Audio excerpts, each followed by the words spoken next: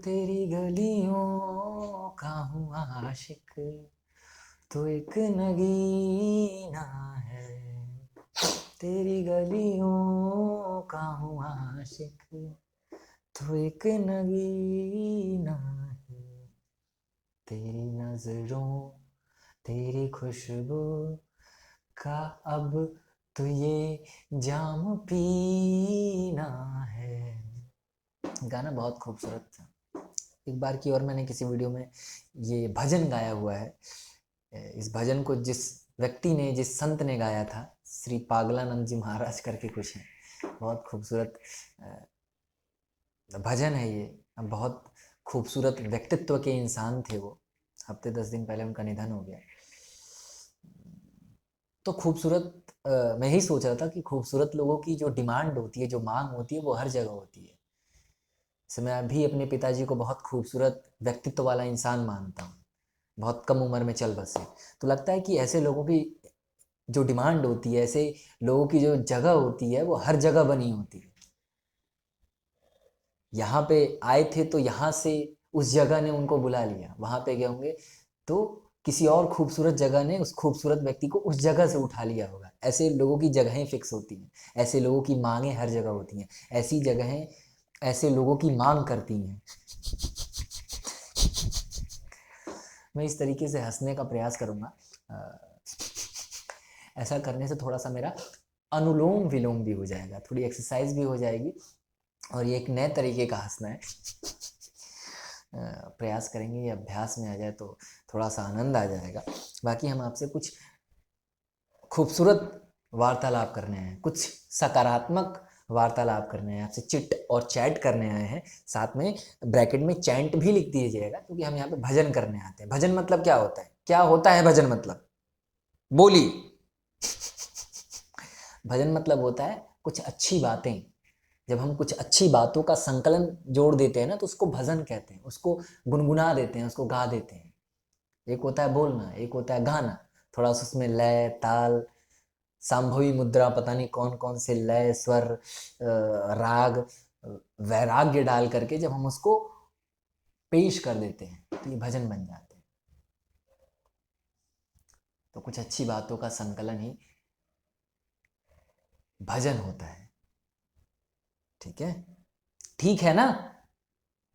तो आज हम आपसे कुछ अच्छी वार्तालाप करने हैं, कुछ अच्छे सकारात्मक बातें आपके साथ शेयर करने आए हैं। मैं वही बैठे बैठे सोच रहा था यार, काम की ऊर्जा, जो काम वासना की ऊर्जा होती है, जो सेक्स ऊर्जा होती है, विपरीत का जो अट्रैक्शन होता है, वो कितना ज़्यादा प्रबल होता है यार, कितना भयंकर लेवल पे प्रबल होता है। मैं जूझ रहा हूँ इस चीज़ से। मैं हाथ खड़े कर रहा हूँ अपना इस मामले में, देख लो, हाथ खड़े कर रहा हूँ। कोई मत समझना कि मैं बाल ब्रह्मचारी आदमी हूँ। नहीं है हम बाल ब्रह्मचारी आदमी, हम नहीं है। हम नहीं है इन द सेंस की, मतलब ये शरीर नहीं है बाल ब्रह्मचारी। इस नाक का अपना एक उपयोग है, ये जबान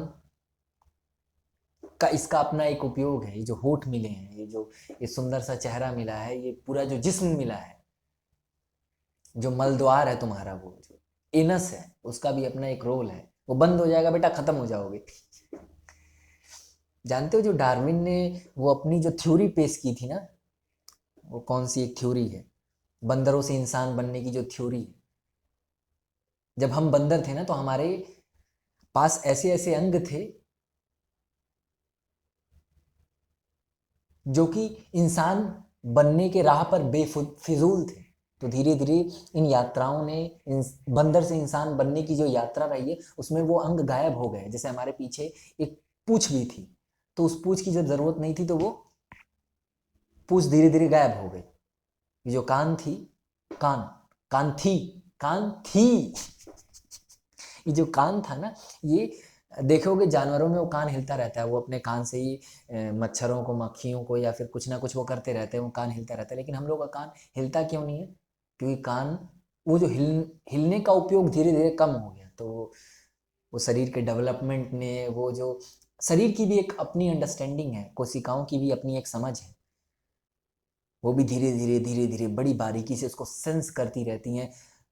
वो जो माइंड है, जो वो चेतना है, वो हर एक अंग को सेंस करती रहती है, किसका कौन कितना उपयोग कर रहा है। जिस चीज का उपयोग नहीं करते हैं, वो धीरे धीरे शिथिल होने लगती है। जैसे माइंड का हम लोग उपयोग इस समय बहुत ज़्यादा कर रहे हैं, तो आने वाले समय में वैज्ञानिक बताते हैं कि आने वाले समय में शरीर छोटा हो जाएगा और खोपड़ी बड़ी हो जाएगी। तो कहने का मतलब क्या है मेरे, कि अगर अपने मैं अच्छे शब्दों का उपयोग नहीं करना चाहता, आप क्यों नहीं समझ रहे हैं?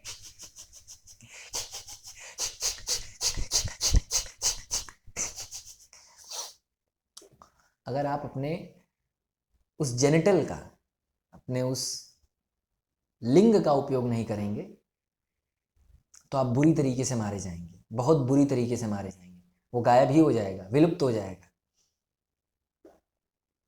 एक तो ये चीज हो गई।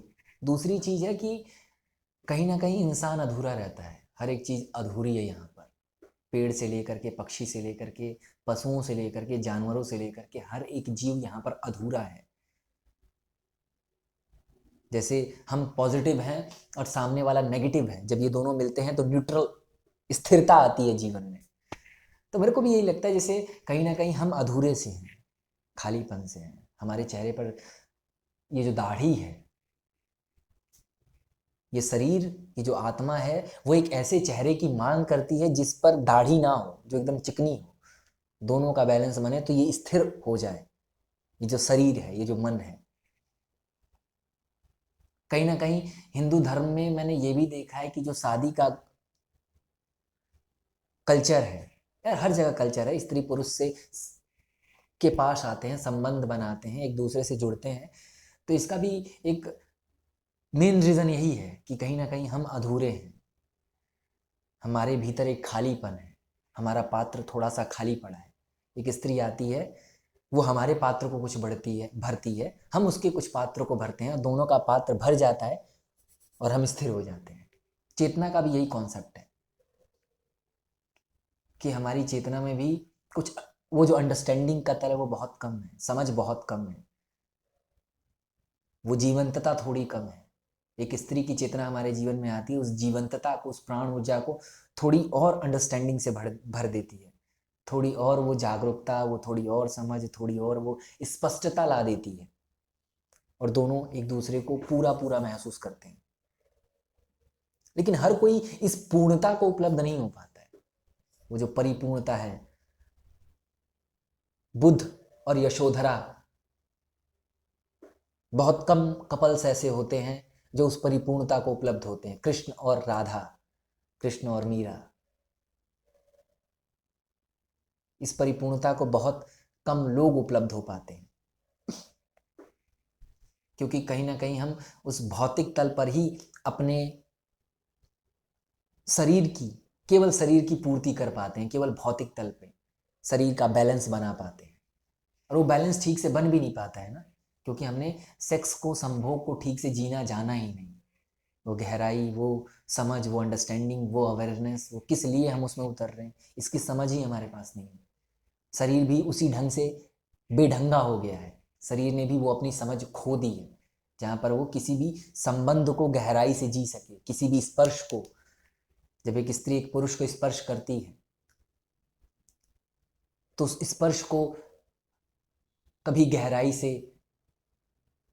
जिया ही नहीं हमने, नहीं तो एक संभोग ही पर्याप्त था संभोग से मुक्ति के लिए।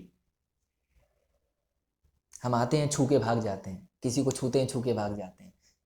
किसी के साथ 2 पल को बैठना कभी हमने सीखा नहीं, स्पर्श करके, उसके हाथ को पकड़ करके 2 मिनट, 2 मिनट, 10 मिनट, 5 मिनट बैठना सीखा ही नहीं। उसकी स्पर्श की गहराइयों में कभी हमने जाने की कला ही नहीं समझी। किसी ने बहुत सुंदर बात कही थी कि संभोग को जो जी लेता है, जो फोर प्ले करना जानता है, फोर प्ले मतलब शरीर के अंगों के साथ खेलना जानता हो, स्त्री पुरुष, पुरुष स्त्री के अंगों के साथ, और सेक्स सबसे लास्ट का विषय होना चाहिए। जनेंद्रियों का जो मिलन है वो सबसे लास्ट में होना चाहिए, जनेंद्रियों का मिलन। वाह, ये बात, ये बात, ये सबसे लास्ट में होना चाहिए। तो जानते हो, जो सेक्स की संतुष्टि होती है वो स्पर्श से ही, वो फोर प्ले से ही वो सेक्स का पूरा आनंद, वो निचोड़ मिल जाता है। लास्ट में तो बचता है कि बस वो उसको खत्म करना है। वो लास्ट वाला पॉइंट जो जनेंद्रियों का मिलन होता है, वो लास्ट पॉइंट होता है। वो किया, अब गेम खत्म। लेकिन अक्सर लोग छू करके भागने वाले होते हैं। जीना कभी सीखा ही नहीं, संभोग को, सेक्स को कभी जाना ही नहीं, इसकी गहराई को, इसके स्पर्श को। जो इसको जान लेता है वही परिपूर्णता को उपलब्ध हो जाता है, उस बैलेंस को पा जाता है। एक स्त्री एक पुरुष जब आपस में मिलते हैं, वो जो अधूरापन है, वो दोनों के भीतर जो खालीपन है, दोनों एक दूसरे के पात्र को भरते हैं, और वो खालीपन भराव में बदल जाता है। शरीर का तल बैलेंस हो जाता है। फिर आता है चेतना का वो बैलेंस करने का तल, वो समझ, वो अंडरस्टैंडिंग। जैसे बहुत सारे आश्रम है हमारे यहाँ, वानप्रस्थ, पता नहीं कौन कौन से आश्रम है, जहाँ पर एक पात्र भरता है, फिर दूसरे पात्रों को भरना रहता है, तीसरे को, चौथे को। जब चौथा भर जाता है, सब भर जाता है। अब पहुंच गए उस इनलाइटमेंट, उस अंतिम अवस्था तक कि किशोरावस्था के पात्र को भर दिया, फिर जवानी के पात्र को, अब बुढ़ापे के, अब सन्यास के पात्र को पूर्ण रूप से भर देंगे। उसको जीना पड़ता है। फिर 50 साल के बाद सन्यास लेना पड़ता है, सन्यास को जीना पड़ता है 75 साल तक, जो भी है। उस जीने में ही उसकी मुक्ति हो जाती है। जब सेक्स को जिया जाता है तो सेक्स मुक्ति का विषय बन जाता है। इसी कारण ओशो जैसे लोग बोल के गए ना, जियो इसको, भागते क्यों इससे? छू छू करके भागोगे तो ये छूना याद दिलाता है, ये छूना याद दिलाता है। स्पर्श इतना आकर्षित मालूम होता है। एक स्त्री की नज़र बहुत गहरी मालूम पड़ती है, उसकी जुल्फें, उसका पूरा जिस्म, उसकी बातें। गहराई में उतर जाओगे, तुम्हारे और उसके स्पर्श का मिलन हो जाएगा, मुक्ति तय है। सेक्स बहुत आकर्षित मालूम होता है उस परिपूर्णता तक पहुंचने के लिए। जब पहुंच जाओगे, बात बन जाएगी। फिर आता है चेतना का तल, उसको भर लोगे, उसको बैलेंस कर लोगे, वहां से भी मुक्ति हो जाएगी, जीवन से मुक्त हो जाओगे, बुद्ध बन जाओगे। बुद्ध के जीवन की घटना है कि उनके सामने से नदी के तट पर एक स्त्री स्नान कर रही थी, और वो भी शायद स्नान कर रहे थे। कोई एक नग्न स्त्री शायद वहां से गुजरी, और 2-4 लोगों ने लांछन लगाए उनके ऊपर। क्या आप स्त्री के सामने नहा रहे थे, वो यहां से गुजरी, तो आपने अपना मुख पीछे भी नहीं किया? ये कैसा सन्यास है? बुद्ध ने कहा, वो स्त्री थी क्या? स्त्री पुरुष में भेद ही खत्म हो जाते हैं। जिस्म है वो, जिस्म है वो। ये बैलेंस की बात आती है। जब जिस्म मांस मांस दिखाई दे कि ये स्त्री का मांस है, ये पुरुष का मांस है, जब ये मांस मांस का भेद खत्म हो जाए, तब वो जीवन में बैलेंस आता है। फिर वो मानसिकता का भी बैलेंस आता है, फिर वो शरीर के तल का भी बैलेंस मिल जाता है। बुद्ध ने सेक्स को इस ढंग से जिया कि एक ही बच्चा पर्याप्त था सेक्स की संतुष्टि के लिए। उस देह का जो खालीपन है, जो दोनों के जीवन में जो अधूरापन है, यशोधरा भी संतुष्ट हो गई थी और बुद्ध भी संतुष्ट हो गए थे। उस पहले ही संभोग में इतनी ज़्यादा गहराई थी, इतनी ज़्यादा वो समझ थी, बुद्ध का यशोधरा को स्पर्श करना वो इतना गहरा था कि उसी में वो संतुष्ट हो गई थी। और कुछ चाहिए था नहीं उसको, और कुछ उसको नहीं चाहिए था। कृष्ण के स्पर्श करने में इतनी गहराई थी कि 16,000 गोपियों को स्पर्श किया। वो मन के तल पे भी हो सकता है, विचारों के तल पे भी हो सकता है, वो स्पर्श के तल पे भी हो सकता है। इतनी गहराई से स्पर्श किया कि गोपियां कृष्ण की दीवानी हो गई, वो अधूरापन खत्म हो गया। अपने पति को भी 2 कौड़ी का समझने लगी। उनके पति उनको घर में बंद करके भागने लगे। उन्होंने बोला कि शरीर को बंद कर लोगे ना, विचारों के तल पे कृष्ण ने इतना गहरा छुआ है कि वहां पे आप नहीं पकड़ पाओगे हमको, वहां पे आप हमको कैद नहीं कर पाओगे, वहां पर हम परिपूर्ण हैं।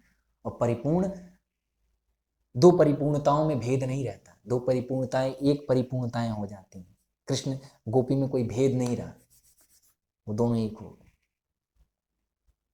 तो ये कुछ नया सा थॉट मेरे दिमाग में आया कि जब भेद खत्म हो जाते हैं, जब खालीपन दूर हो जाता है, पहले शरीर के तल पर, फिर चेतनाओं के तल पर, फिर परम मुक्ति घट जाती है। फिर सेक्स की बातें नहीं होती हैं, सेक्स एक साधारण सा विषय बन जाता है। वो जीवन का एक छोटा सा हिस्सा बन जाता है। जैसे सांस लेते हो, रोज भोजन करते हो, रोज हफ्ते में 10 दिन के 10-15 दिन में एक बार बाल कटवाते हो, सुबह पेट साफ करने चले जाते हो, रोज नहा लेते हो, वैसे ही ये भी एक विषय हो जाता है, कोई बहुत बड़ा मुद्दा नहीं होता है हमारे जीवन का। वर्तमान समय में सेक्स एक बहुत बड़ा टैबू, बहुत बड़ा हिस्सा है हमारे जीवन का। इसी के इर्द गिर्द जीवन भर हम लोग घूमते हैं, ये एक हवन कुंड बन गया है। जीवन भर इसी के इर्द गिर्द घूमते हैं और जीवन के अंतिम क्षणों में इसी में गिर के मर जाते हैं। कभी भी उस संतुष्टि तक, उस ऊंचाई तक नहीं पहुंच पाते हैं जहां पर जीवन के अन्य पहलुओं को भी हम देखें। जब इस पहलू को जीते हो तो अन्य पहलुओं पे भी जीवन की नजर डाल पाते हो। जवानी को अच्छे से जिया, जवानी के खालीपन को दूर किया, तब जब संन्यास आश्रम में प्रवेश करोगे तो उसको भी अच्छे से जी पाओगे। नहीं तो मैक्सिमम लोग तो 25 साल की उम्र में, 30 साल की उम्र में ही संन्यास ले लेते हैं।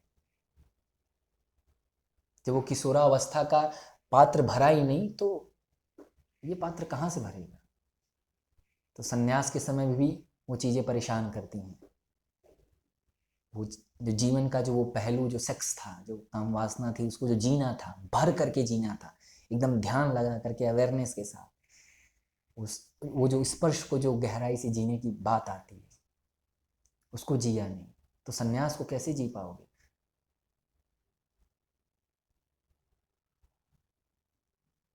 जो गृहस्थ आश्रम है, जहां पर शरीर को बैलेंस करना था, शरीर को उसकी ज़रूरतों से मुक्त करना था, वो हमने किया नहीं। फिर संन्यास आश्रम में आकर के उस चेतना के पात्र को कैसे भरोगे आप। जब शरीर के पात्र को नहीं भर पाए तो चेतना के पात्र को कहाँ से भरोगे। तो पहले शरीर से मुक्ति होगी, तभी तो इसके ऊपर उठ करके और चीज़ों को देख पाओगे ना। जब भौतिकता से, जब ठोस से ऊपर उठोगे तो सूक्ष्म को हम देख पाएंगे ना। तब तो उस जीवन की बारीकी, उस सूक्ष्मता को देख पाएंगे ना, जहां पर शरीर मालूम नहीं होगा, जहां पर भोजन मालूम नहीं होगा, जहां पर चार कोने से लोहे के किसी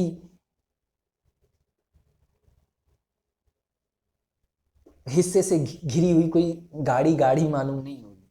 कहने का मतलब समझिए कि लकड़ी के चार कोनों को हमने घुमा फिरा करके उसमें डिजाइन डाल करके एक सुंदर सा बेड बना दिया, बेड मालूम नहीं होगा, बस एक सोने की जगह बन जाएगा। वो कार बस एक बैठने की और एक जगह से दूसरी जगह जाने की वो वस्तु बन जाएगी, बस वस्तु मात्र रहेगी।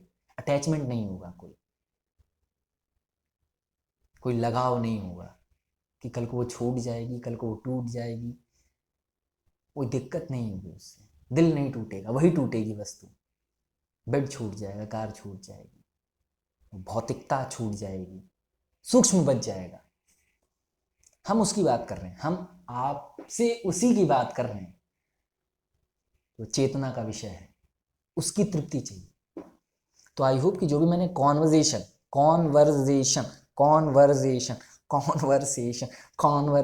की है हमने आपसे,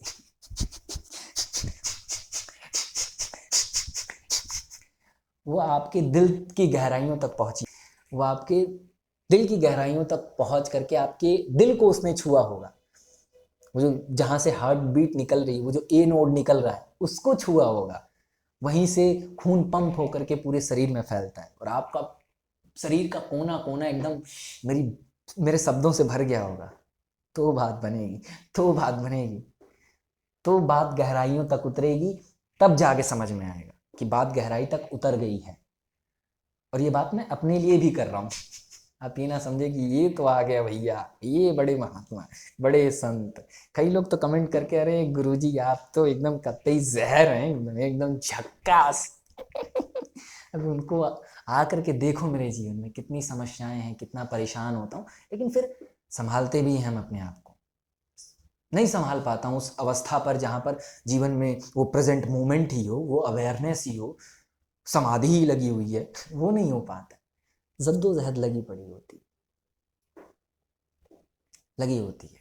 जहाँ पे कुछ गड़बड़ होता है, जहाँ पे कुछ गलत करते हैं, कुछ दिखता है कि मार्ग से भटक रहे हैं, ट्रैक से बाहर जा रहे हैं, तो फिर से ट्रैक पर धीरे धीरे लाने का प्रयास चलता है। यही तो है ना जीवन, जहाँ पे आपको पता है कि मैं गलत कर रहा हूँ और फिर से आपको वो सही करने की प्रेरणा मिल रही हो, कोई हो ऐसा, कुछ बातें हों ऐसी जीवन में, तो बस जीवन सुधर जाएगा। मेरे को ऐसा लगता है कि पूर्ण हो जाओगे तो मर जाओगे उस दिन अस्तित्व ही तुम्हारा मिट जाएगा। पूर्णता का मतलब ही है मिट जाना। अभी पूर्ण नहीं हुए हैं तो आपके सामने आकर के आपसे हम यहाँ पर वार्तालाप कर रहे हैं। जिस दिन पूर्ण हो जाएंगे, ना कुछ कहने को बचेगा, ना हमें कुछ सुनने को बचेगा, ना हमारे लायक कुछ सुनने को रहेगा इस जीवन में, और ना कहने को कुछ रहेगा हमारे पास।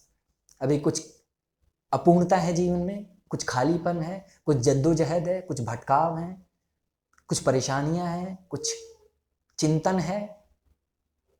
तो ये सारी वार्तालाप कर रहे हैं हम आपसे, इसका आप लाभ ले लें, हमें भी लाभ दें, आप भी लाभ लें। थोड़ा आप जी लो, थोड़ा मेरे को जीने दो। थोड़ा वीडियो को शेयर किया कर दिया, थोड़ा वीडियो को शेयर कर दिया करिए जनाब। बाकी ठीक है, ठीक है, ठीक है। नमस्कार।